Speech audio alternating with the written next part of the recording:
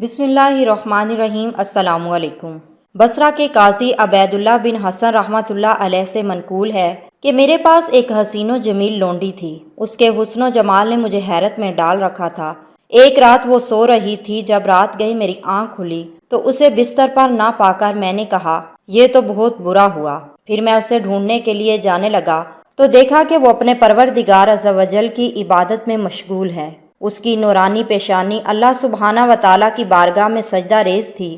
وہ اپنی پرسوز آواز سے بارگاہ خداوندی میں اس طرح عرض گزار تھی: اے میرے خالق، تجھے مجھ سے جو محبت ہے اسی کا واسطہ دے کر التجا کرتی ہوں کہ تو میری مغفرت فرما دے۔ جب میں نے یہ سنا تو کہا اس طرح نہ کہہ، بلکہ یوں کہہ: اے مولا عز و جل، تجھے اس محبت کا واسطہ جو مجھے تجھ سے ہے، تو میری مغفرت فرما دے۔ یہ سن کر وہ عابدہ زاہدہ لونڈی، جو حقیقت میں ملکہ بننے کے لائق تھی، کہنے لگی: اے غافل شخص، اللہ عز و جل کو مجھ سے محبت ہے، اسی لیے تو اس کریم پروردگار عز و جل نے مجھے شرک کی اندھیری وادیوں سے نکال کر اسلام کے نور با شہر میں داخل کیا۔